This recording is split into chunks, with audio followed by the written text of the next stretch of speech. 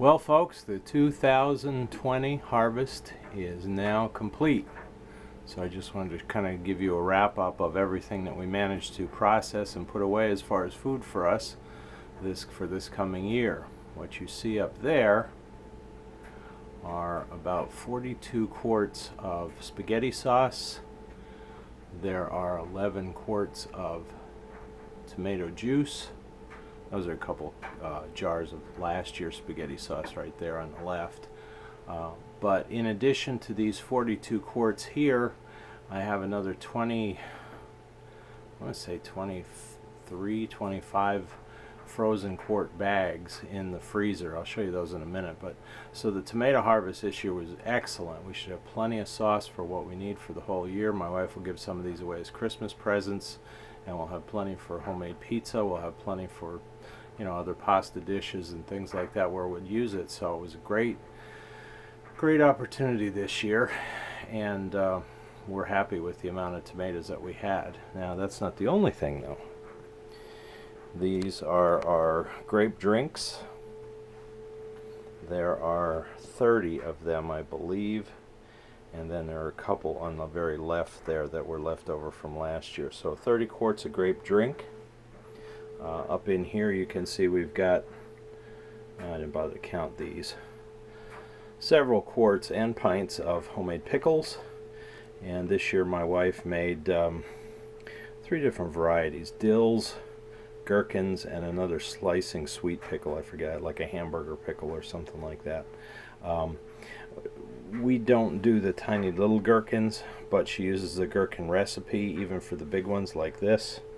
They still have that flavor of a gherkin, but it's just a bigger pickle, so it's easier than try to pick these tiny little ones off the vine. So, but hey, it tastes good, so that's all I'm worried about. So let me show you some of the rest of the harvest. That's just what's right here, so hang on a second, we'll be right back.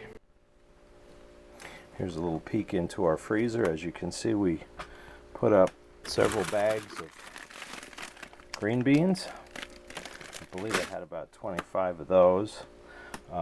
This is that pizza sauce that I was telling you about. Oops, I'm trying to see what I'm doing here. This darn thing. I'm sorry that camera lens cap keeps getting into the picture of my videos. Like I said, over 20 of those. Somewhere down in here are over 20 bags of sweet corn. I think those are all down in the bottom there. And I did get 4 quarts of peppers. Not much with the peppers this year, but at least we got some. And my wife put away, I think it was at least a dozen bags of butternut squash. So that'll be good over the winter time, the holidays, and so on and so forth. But between what we canned and what we froze, we're great with vegetables. We also buy blueberries and peaches and apples and things like that, strawberries, to make jams and jellies with. So there are a lot in here that my wife hasn't processed yet into that she can just work on over the winter months when she feels like it. But we've got a huge supply of jams and jellies and apple butter, so we're in good shape with that as well. So let me continue. Here is another part of the harvest. As you can see, my wife has a batch of wine here in this carboy. It's processing. It takes a few weeks to do that till it gets to where she wants it. This was made primarily from the juiced grapes from the wild fox grape harvest. So this will be probably, I don't know, 20 bottles of like a grape wine. I'm not sure what else she may have added to it.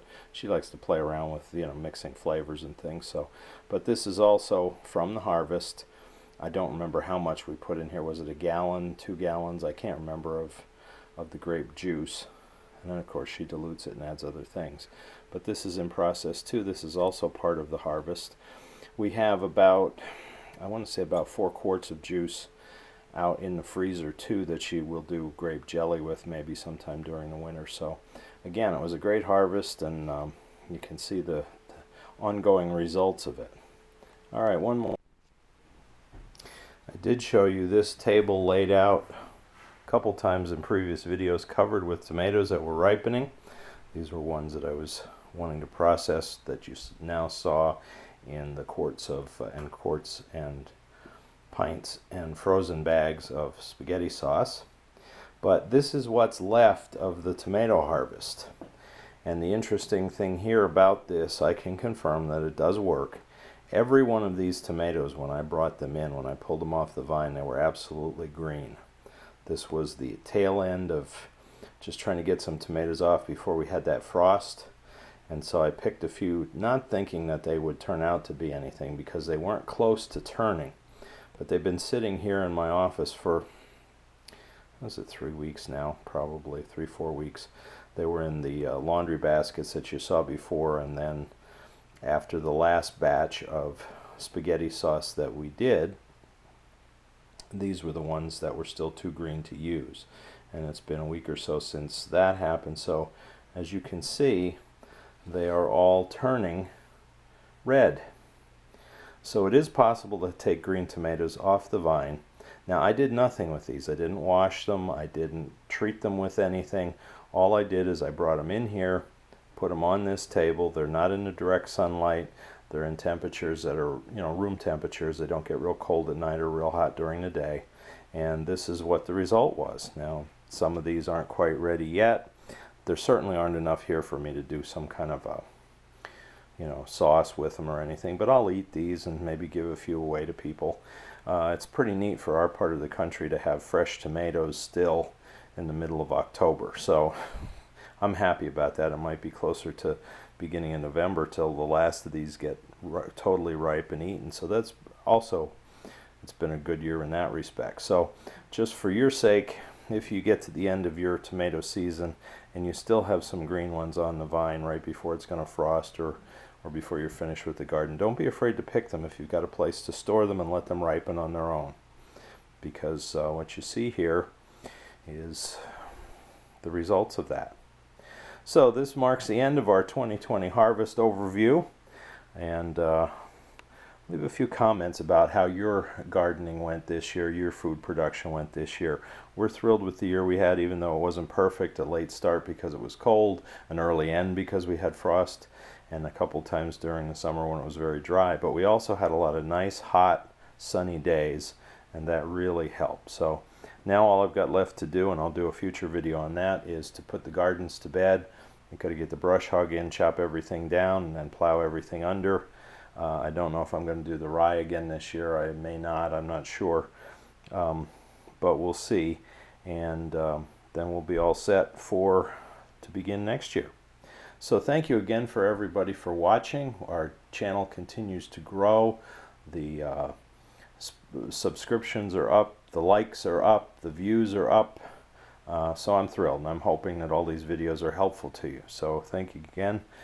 If you haven't subscribed, please hit the subscribe button, hit the notifications bell for new videos, and we'll continue to enjoy country living on a shoestring.